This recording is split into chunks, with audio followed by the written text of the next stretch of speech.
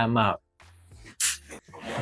I have absolutely no idea why nobody has shared these 4 or even 5 lead generation methods for LinkedIn, but today is all about fixing this. So in this video, I'm sharing these as well as all the stories that come along with these methods so they make more sense to you. So starting from tomorrow, because who we're fooling, we're not going to work on this today. You're going to work on that and hopefully start getting those leads in. Without further ado, let's just jump right into it.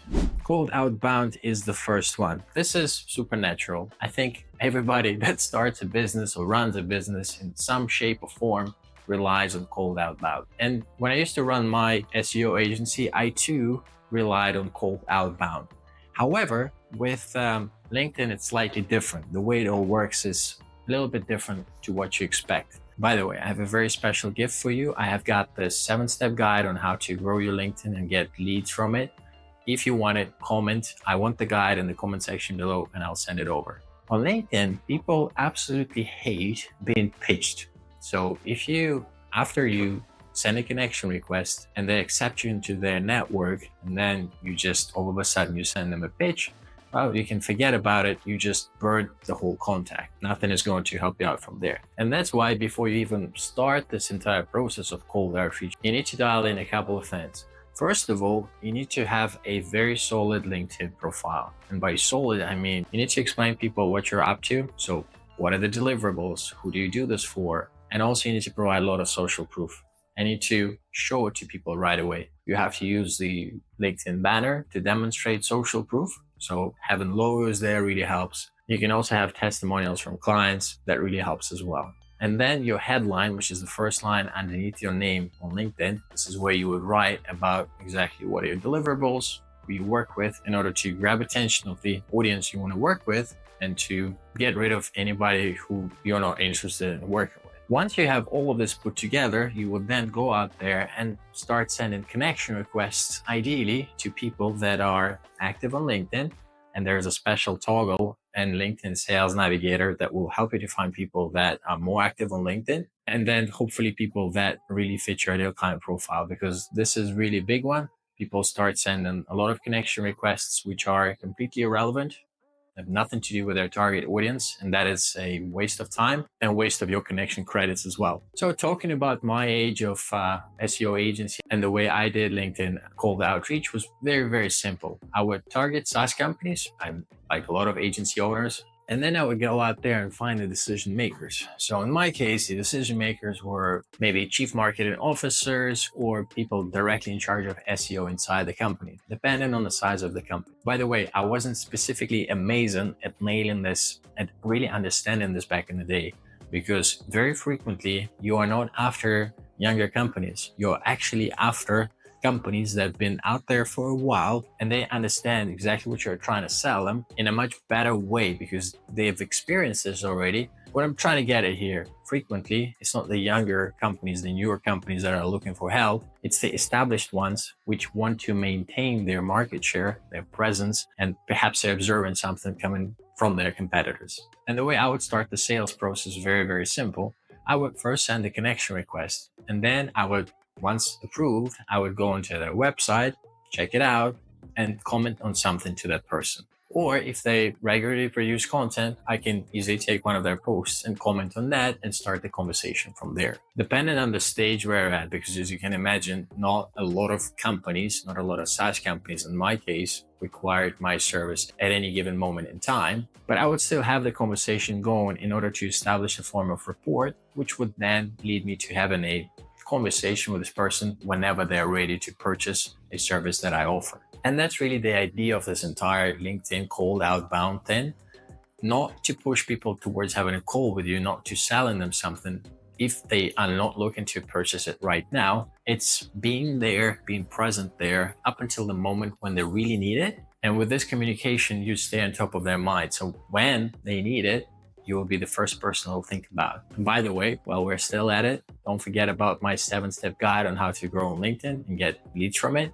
comment, "I want the guide" in the comment section, and I'll send you the link. One cool hack I've got for you with cold outbound outreach, which definitely takes a lot of time. It's not the quickest way to get clients. Besides this, you are, especially at the very start, should not be hoping to sell some crazy amount of service that you're offering. It's tricky. Cold outreach is tricky, especially if you don't have testimonials or social proof. So focus on getting as much testimonials and social proof before you go outreaching. That will help you big time. Now, the strategy that I was about to share with you is all about starting the conversation with your potential clients, reaching out to them before pitching them, essentially. What I mean by this is this: there are tons of people that are producing content on LinkedIn. If you go out there and find people that fall into your ideal client profile and find the content that they produce, you have this unique opportunity to start a conversation before sneaking into their direct messages. And this is ideal because if you think about it, they're producing content, they're putting in some thought, they're putting in some effort. Perhaps they're fighting their demons because it's very hard for certain people to go out there and publish something to get seen by the world. If you show up out of nowhere and comment on their posts, you'll probably be the first one to comment, or maybe there are a few people commenting on those posts. Whatever it is, very little interaction. So if you comment on those posts, start a conversation so they're already aware of your presence. Once you get a bit of a conversation going, you can then send a connection request, and then your acceptance rate will be a lot higher. And it's much easier to get inside the direct messages as well, because you're not really starting a conversation, you are taking it from where you left it in their comment section. To summarize, cold outbound outreach on LinkedIn is a tough cookie. And if you really need some help with this, I actually put together a mini course which will help you with booking 5 to 10 calls every single month. This course has been built off from all my experience and my SEO ages when I was pitching people left and right, also with my group coaching group and one-on-one students. If you need some help, go ahead, check out this course. It's super affordable. I left the link in the description. To summarize cold outbound on LinkedIn, this is a pretty tough thing because you only have 800 connection requests, which are allowed by LinkedIn Sales Navigator. Once you upgrade to this, you only need LinkedIn Sales Navigator core version. And then once you start that outreach, once you start connecting with people, it will take some time before they familiarize themselves with you. The first month, the second month, this is really when the momentum starts getting on. So you really have to maintain this to see some positive results in month 3 and 4. When it comes to the acceptance rate, you should really be aiming at around 25-30%, depending on your appearance, depending on your market, depending on how active your ideal client profiles are. All these things make a big difference. Now, what is contrary to cold outbound? Well, contrary method of lead generation to cold outbound is content inbound. And this is exactly what I'm going to cover with you here now. A year or so ago, I was launching my first bootcamp. This is for my group coaching. I used the power of LinkedIn at the time, content inbound. It really worked well because I didn't understand just how many people I had who were interested in the stuff that I was doing until I started selling it. Inevitably, there are a lot of people that are lurkers that never react to your posts. They never comment on your posts. They never like them. They never DM you, but they're constantly looking at you. In fact, some people say it's almost like 80-85%. People never interact with your posts up until the moment when they're ready to buy. And this is why content inbound is so important, because producing content not only increases your chances of getting leads, they also increase your chances of getting leads through cold outbound, because people, they start seeing your content before they see you. And this is when what is called content-led outbound comes in play, because now once you produce content, you can start really reaching out to people once they interact with your thing. Now, before we go into this whole process of content creation,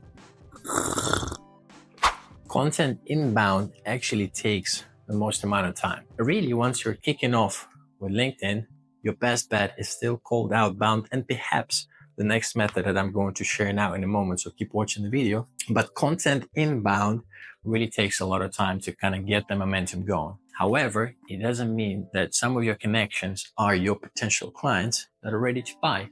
And this is why you have to use the opportunity and create a specific types of posts that will provoke them to respond and show themselves to you. The types of posts that I'm talking about, I'm going to reveal them in a moment. But before this, I want to focus on the entire LinkedIn content strategy, because really these posts that I'm about to share with you in a moment, they are the consequence of building up your authority and building up your personal brand as well. Generally speaking, every single day that you post on LinkedIn, by the way, you have to be consistent when it comes to posting on LinkedIn. By being consistent, it doesn't mean you have to post every single day, but of course it helps a lot, because once you start posting every day, you reach the same people more, they see your content, they interact with it, become more familiar with yourself, they trust you more simply based on the exposure to your content. So it really helps. However, being consistent, just showing up and maybe posting 3 times a week at the start, maybe 5 times a week, maybe 7 days a week, this is what you're looking for to build up to eventually. By the way, as of now, we are seeing a bunch of different creators trying to post more than once a week. It really depends on the size of your audience and how well your content is sticking. This is something you can play around with. But generally speaking, we don't recommend posting more than once a day. What kinds of posts does your audience expect from you? If you are looking to become a thought-provoking authority in the field, then you should absolutely post industry news and trends. This is something you would do once a week. If something occurred, something popped up in the news and everybody in the industry is talking about it, then you should absolutely post this thing out there. In fact, you should also try to be like the news anchor, almost like the person that is the source of these news. And this is something you would focus on posting once a week. This type of post is there to show you an authority, show you know what you're talking about, show that you're interested in the subject. These trends, they also help to provoke a form of communication in the comment section, and this also helps to bring up the impressions of your posts, as well as turn you into a more authoritative figure. Next type of posts that really helps increase your reach and build up a little bit of a turmoil, a controversy of sorts, are exactly that, the controversy posts. This is when you take a subject that is always there on the edge, like, oh, is it true that women are getting paid less when they work? Or shall we include more people from other countries in our workforce? And so on and so forth. These subjects, they often create a form of controversy, and this helps to generate views, helps to generate eyeballs, and it helps you to start the conversation with people that fall into your ideal client profile. A word of advice, however, you should be very careful with these posts, because you can get over the edge, and depending on your risk tolerance, it might not go so well. So be careful with picking topics. However, go for it when you really feel like it, because these posts, sometimes they go ballistic. I remember back in the day, a friend of mine, an owner of a very successful SEO agency, he posted about how in order to be successful in SEO, all you need is a bunch of standard operating procedures written by a highly qualified person, and then you'd hire somebody from a third world country, pay them very little, and just have them run through these SOPs. And this created a lot of interaction in his post. And then I reached out to him and spoke to him about the post, and he said, dude, I'm not going to lie, I already got like 5 calls from this one post. So that's the power of controversy. However, as I said, watch out, don't go for it for too often, maybe once a week as well, and be careful with the subjects. So now you've been posting trends and a bit of controversy. Now you need to build up a little bit of that rapport. You gotta show that personal side of yours. You gotta show who you really are. And this is when your personal experience posts come into play. Talk about your hobbies, talk about your families, talk about your struggles, talk about your wins, your losses, anything that falls into this bucket. This is what the personal posts are all about. And this is how you can really connect with your comrades, people that are just like yourself, because very often, I'm sure it has happened to you, you just meet somebody somewhere, you start talking, and then you discover that you both love snowboarding, and both of you went snowboarding to the same place, but just different times and never coincided. And this alone creates a very strong feeling of rapport. And as you know, we are humans. We make decisions based on our feelings, and then we justify it with some logic. Definitely let that personal side of yours shine. You love coffee, talk about it. You hate tea, talk about it as well. You love travel, and talk about it. just go all in, share stories, share struggles, share everything that is really personal to you. I remember this was one lady on Tim Ferriss's podcast. It was like a very famous American comedian. I wouldn't remember her name, but she said, every time you're willing to be vulnerable, you get a full house. Don't be afraid to be vulnerable. We are all people. We all have our struggles, and we're very, very similar. So go ahead, share those personal stories once a week. Trends, controversy, personal side of things. I've been sharing these so far. What is happening now? And now I'm going to talk about the types of posts I started talking about before switching the subject. What are these posts? In order to get clients, you really need two types of posts. First posts are called transformational posts. This is when you essentially describe what happened when a client of yours came to you. What were they struggling with? What was their goal? What have they tried? How they failed? This is a story that you tell other people, just like your ideal client that you already work with, and you tell them exactly how you helped that previous client of yours. This is the transformation that you're selling, because you're not selling your service, essentially. You are selling the goal, the objective that other potential clients of yours have. Transformational posts need to start with a strong hook, just like all the other posts, by the way. And once you go in there, you basically describe, like I'm describing to you right now, just bringing my own story there. I was doing some cold outreach. I reached out to this one company, but they never reached out to me. This was a company in education technology stuff. They never reached back at me. So I thought, okay, they're not looking for my service. However, a couple of months later, they got back at me and we started a conversation, and they said, we were growing all right, but at some stage we realized we need some help with SEO. And this is when we decided to reach out to you. We tried different agencies. Didn't really work so well because we were seeing the results, but they were not coming so fast and we were spending quite a lot of money. So we were wondering if there's something you can help us with. And of course, I checked out their website. I realized there were some errors, and I indicated that they have these problems, and some of these problems they didn't even realize they have. And that's really, really helpful every time you kind of show your clients. It's like, okay, you're looking to get to this result, but did you know that this then is not even taken care of? And they're like, oh, really? And this is when the conversation starts. And then I basically talk about the whole thing, how we help them with our SEO service, and then the happy end, how it's working absolutely amazing, how the traffic grew, et cetera, and how they've been our clients for now 3 years, and so on and so forth. By the way, if you need help just like this client, reach out to me in the direct messages. This is how this post would go. You might not see any results with this post at the very start. In fact, chances are, most likely, you will not see any form of direct messages pouring into you at the very start. But as you post this type of content more and more, sharing your results and really talking about these case studies every single time, so that people can remember this and recall this. Actually, I have a lot of this. My clients always ask, oh, Artem, should I be posting different case studies? I'm like, no, you should just be posting one case study people will know you for. And that's really, really important, because people cannot remember a lot of things because we have so many other things to worry about. So many potential contractors, so many agencies, troubles, whatever. Post about one story, tell one story all the time until they remember it. And once they remember it, you repeat the story all the time, every single time. That's important. The transformation post is one of those ways showing that you can deliver what they are looking for, and then they can reach out to you if they're already feeling just like it. However, if you really think about it, reaching out in direct messages is a pretty high commitment step, because it means that the person has been watching your content for a while. They know you quite well, so they're already through a major part of their buyer's journey. And the recent research came out and said that up to 80% of potential clients only reach out once they're 70% through their buyer's journey. That's crazy. So it's like they are more than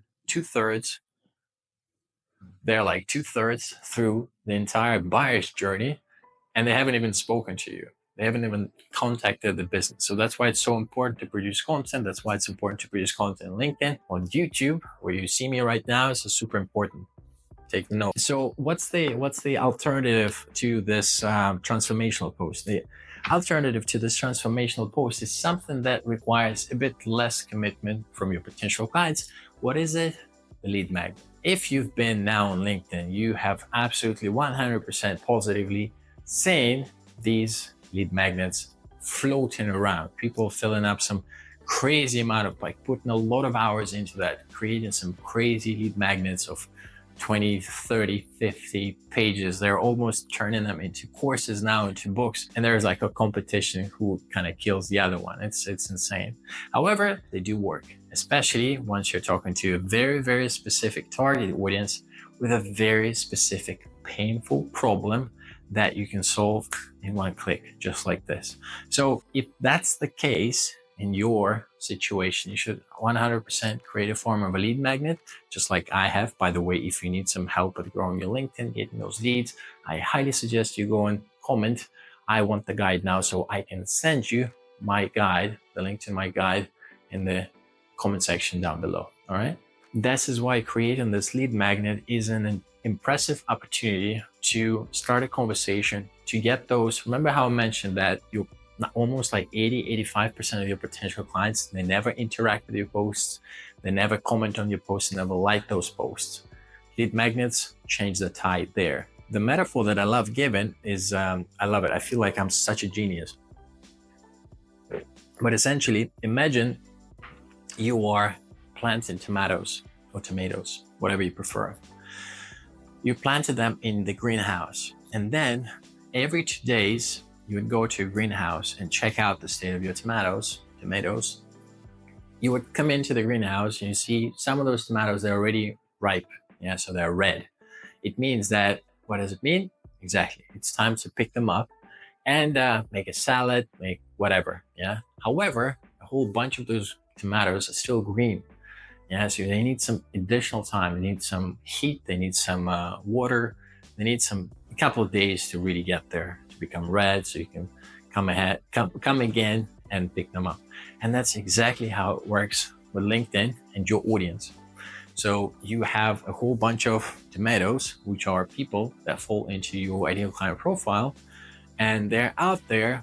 They're seeing your content every once in a while. They're seeing your trends posts, they're seeing your controversy posts, they're seeing your value posts, they're seeing your transformational posts, they're seeing all these posts.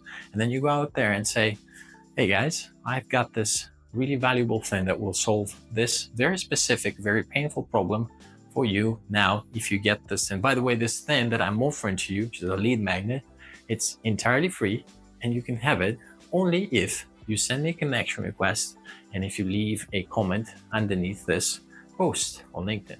And that's exactly how these posts are. First of all, they're going viral, and how they're getting a lot of traction. You can start a conversation with your potential clients because you are solving a very specific problem for a specific target audience, which happens to be your ideal client profile. Now, the whole subject of creating these lead magnets is a whole different story, because sometimes they flop, sometimes you get absolutely different audience. For example, we had this case with a SEO agency.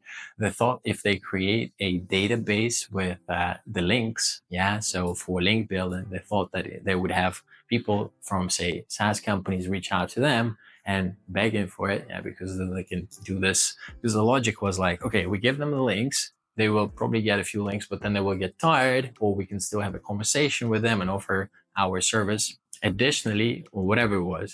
And absolutely, it flopped entirely, because these guys that put together this lead magnet, they started getting those likes and comments from people that have nothing to do with SaaS companies. There were other SEO folks from countries like, with all due respect, like India, Pakistan, and all these other places that have nothing to do with their target audience. So you have to be really, really careful exactly what you're offering to your audience, so that you're attracting the right people. Okay, I love this one. This was the one that is, nobody is talking about it ever, and it just works so well. This one came from my my work for a client at the time, when also an agency owner. What happened was that it's really tough to get clients in certain niches. There's a whole bunch of, like, it's all referral based. It's crazy. So you really need to know people that they introduce you, so that there is like trust. You have to be in touch with all of these people. It's like you get this network of people you need to maintain. So I was like, okay, cool. What can we do? And I figured it out. I was like, okay, who else is talking to my audience, which again, let's use SaaS companies as an example. Who else is talking to the same audience? And I was like, okay, so there are sales coaches that work with SaaS companies, definitely. What about the finance guys? Yeah, there are like finance guys that work with SaaS companies specifically as well. So they help them with finance, etc., etc. And anybody else? Well, possibly, but I thought I would just take a stroll in these two categories. What's important here is that we're not competing, and we're all talking to the same audience of SaaS founders, SaaS companies, whatever it is. And you probably see where I'm going at already. Yes, the third method is partnerships. This was extremely easy because all I had to do on my client's behalf was comment on this guy's posts. Yeah, he's regularly producing content for SaaS founders, and he's very well known in the industry. Yes, he's already accumulated all that rank, all that clout. People knew him in the industry really well. And I would comment there, and he wouldn't get a lot of attention, wouldn't get a lot of interaction. He would, but it's not crazy. I would still see my comments and he'd still reply to them. So we'd have a little bit of that conversation. And I had it going for quite a while, maybe a week or two, for some time. So it wasn't like one comment and then send out the connection request. Why? Well, because this contact was really valuable. I knew that through this guy, I can accumulate 1 client, 2 client referrals, 3 client referrals, because he was the center of attention in the field that I was so interested in on my client's behalf, of course. Stuff like this is amazing because you can forge a form of partnership, which is also based on some financial benefits. Of course, you wouldn't charge your clients more necessarily because you came through a referral, but it's a nice way to have a form of an affiliate program where you say, I appreciate your collaboration. Here's a referral fee. We appreciate doing business with you. I hope to see more clients like this coming in the future. Thank you so much. Stuff like this is very, very simple. In fact, if I was starting out right now, if you are a legit person, if you've got a lot of experience in niche, partnerships is really powerful because it's super easy. And you might already know somebody that you can just reach out and say, hey, John, I've got this thing going on. And this is my ideal client. You talk to them every day. You know somebody. How about like if you send me a lead, and if they fall through, I'll be happy to say thank you. Let me know how this works. We can have a chat. We can have a deal. We can sign something. Let's make it work. So it's mutually beneficial. And John is super happy because he knows you, he trusts you, because they also don't want to risk their authority in the field. And they are doing really good because of this, because they're actually providing additional value to their existing clients, or people that come over to ask them for advice. They're providing additional value because before they used to say, sorry, I don't know anybody who can help you with this subject, with this thing. But now they say, oh, I actually know somebody. This is the person. You can let them know that I sent you. Okay. And this is how this stuff operates. Partnerships is super, super powerful, especially once you've been in the business for a while, you form some form of relationships there. We've got cold outbound connections. We've got content inbound, or what is called content-led inbound.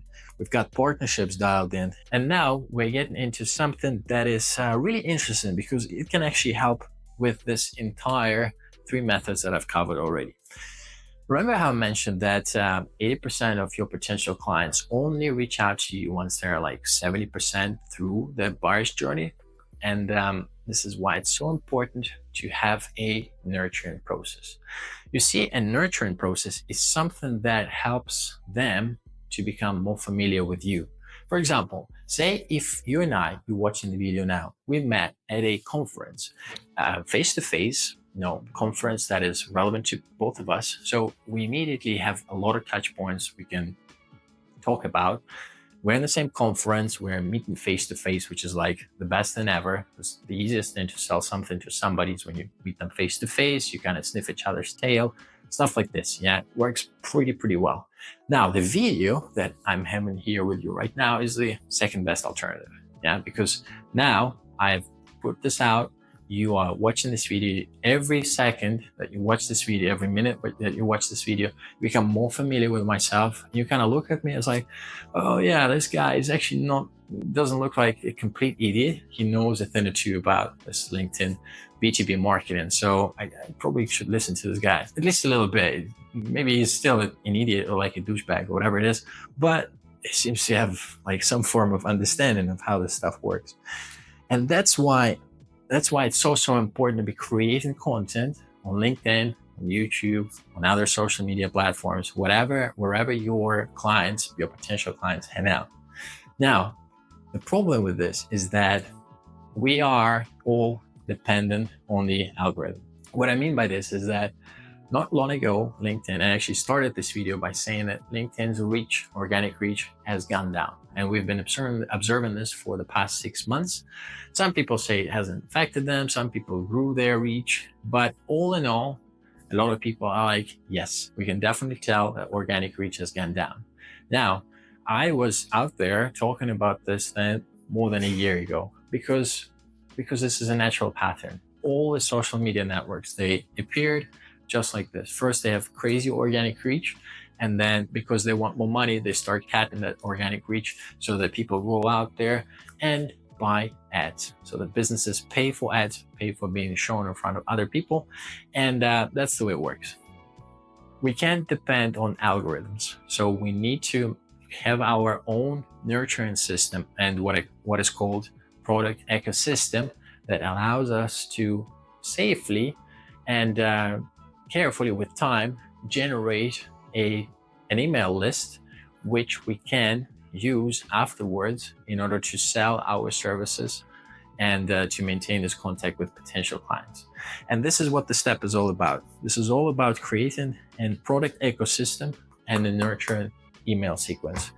Now, if you go out there and actually finally comment that you absolutely desire my 7-step LinkedIn guide on how to grow on LinkedIn, how to get leads from LinkedIn, and leave that I want the guide comment in the comment section down below, you will get inside my nurturing sequence, where I will be sharing some problem-solving solutions for you in order to make your life easier. And at some stage, I'll make an offer. What this offer is all about? Well, this is the course that I mentioned about how to book 5 to 10 calls from LinkedIn every single month easily. It's been proven, works really well. And the course's price is absolutely affordable. Like it's right now, I'm selling it for $37. What's the idea behind this then? And this stuff comes from 2 guys that I follow. The first one is Russell Brunson, and the second one is Daniel Priestley. Daniel Priestley, the guy behind the Key Person of Influence and Oversubscribed. Russell Brunson, the world famous funnel guy. And they talk about the same thing essentially. You need to have a series of products, as Russell calls it, the product ladder, which get people to know you more and commit to working with you step by step. Now, before people start working with you, there's a whole bunch of psychological aspects. First is familiarity. Yeah, how aware are they that you exist? Do they trust you? Then there is the psychological barrier of paying for a service, a couple of grand, that's expensive.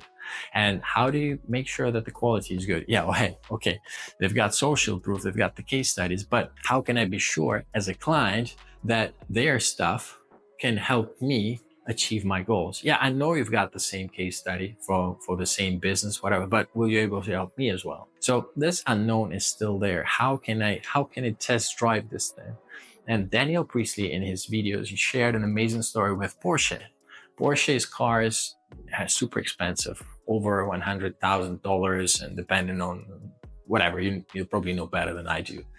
However, Porsche has got a test drive, which is their free product. In this case, my free product is my 7-step guide, which, by the way, you should absolutely comment to get. Once you test drive Porsche, you can, of course, make a buying decision later or afterwards, whatever. But this experience is pretty weak. Yeah, it's a freebie. Yeah, you drive around in the neighborhood probably, and it's not really exciting. However, Porsche have what is called a Porsche driving experience.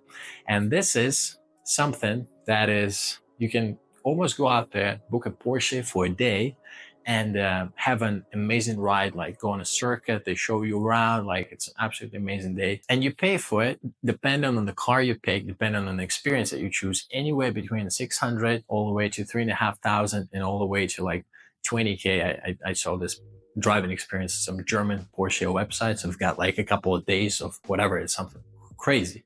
So you can really go out there and book a Porsche driving experience for a fraction. If you look at it, it's roughly 1% of the car's full price, like anywhere between 600 and 1,300 somewhere. And this is when you go and check it out, like all in, you get absolutely amazing thing for you, drive around like a crazy Porsche fan.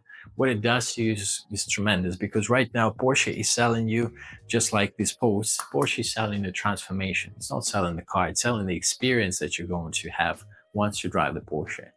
And they're doing this at 1% of the value of their car, what they're asking for you for a full car.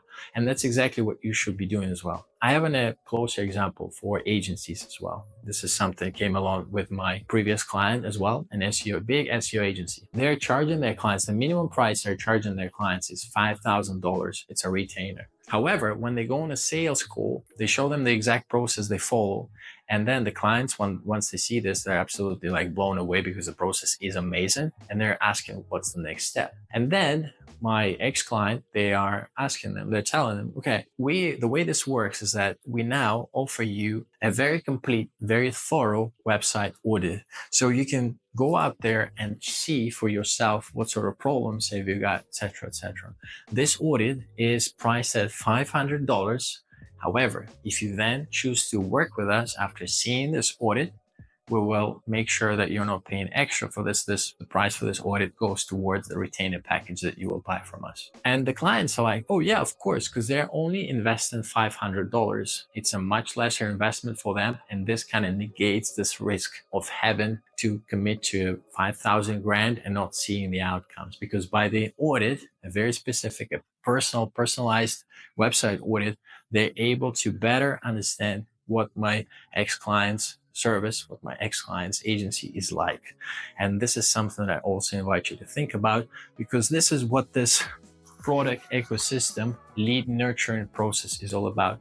You really want to get people inside by serving them a freebie, and then give all those emails, solve problems, share case studies, and at some stage make a low ticket-ish offer to them, so that they go out there and be like, oh, I really want to test drive this service and see what this is up. Let me check it out. And this is what this whole thing about, because from subscribers, from people that sign up to your email list, this is also a very, very decent way of getting leads, especially once you build up the credibility and authority. So this is something that you want to start doing as quickly as possible, because once again, the algorithms change. We've seen them change. They will change again. They will probably cut more of our organic reach. So I urge you, I invite you, I insist that you start collecting those emails, start getting those subscribers inside something that you have full control of, which is your email list, and then nurturing these people. Okay, so we've been through a wonderful list of 4 specific ways of getting leads from LinkedIn. Now I have a very, very special one, which absolutely nobody talks about in relation to this, but it's very, very powerful if you use this right. And I actually got a client from this thing when I was doing it some time ago. And the method is all about interacting with your audience with content, but not with a typical type of content that you would interact with. And when I did this thing, it was cool because I was interacting with my future client through this type of content that I'm about to reveal to you in a moment. I was interacting with my potential client. And then after I reached out to them, I had a conversation, and then just started working together, because this was a mini demonstration. What ended up being was a mini demonstration of how you have to be doing things on LinkedIn. And the type of method, the lead generation method that I'm talking about, is LinkedIn Lives. Live content is the thing for 2025. And it's one of the quickest, one of the best ways of building up credibility, building up authority with your target audience. With LinkedIn, it works specifically well, because what LinkedIn allows you to do is that you can connect to 800 people, send 800 connection requests every single month using LinkedIn Sales Navigator. Once they accept you in, let's say, at a 30% acceptance rate, you're going to get roughly 240 connections approved, by the end of the month. What you do next? Of course, you talk to them through cold messages, you start conversations, you comment on their content, you create content for them to see, transformation, lead magnets, everything. You forge partnerships with any of them if it's possible, if it makes sense. you nurture them with your ecosystem, because remember, these people, they will be checking out your profile. And remember how 80% of your deal clients, they never talk to you up until a 70% through the buyer's journey. So they need some free stuff from you. They need some free content that then they consume. And by free content, ideally, it should be the freebie. So then you can nurture them in your email sequence. But one thing that is out there is LinkedIn Lives. And what you can do with LinkedIn Lives, what LinkedIn allows you to do, is that you would invite all these people at the end of the month, every 3-4 weeks. You can invite all these new people to your LinkedIn Live event and talk about a very specific problem and how to solve it. They will show up, they will see you live, they will maybe interact with you, maybe not really. But what it does is that LinkedIn will send all these people an invitation, and they will see you show up in their feed once again because of this live, because LinkedIn is actively pushing the live event once it's getting done. And the best part about LinkedIn Live is that it's 100% free. You can just go out there, you can use Zoom or another third-party tool to log into LinkedIn Live, and you can just run it. Really, really simple. I did it quite a few times. Works really well because LinkedIn is actively pushing this format. Now, guys, it's been a cool list of 5 lead generation methods. You let me know about how you like this. And by the way, remember how I mentioned this content called outbound method and how you can comment on these things? This is something I covered in my previous video. So I invite you to go check it out and leave the comments in the comment section about the guide. Remember that. I'll see you in the next one. Make sure to subscribe to the channel. I'm out.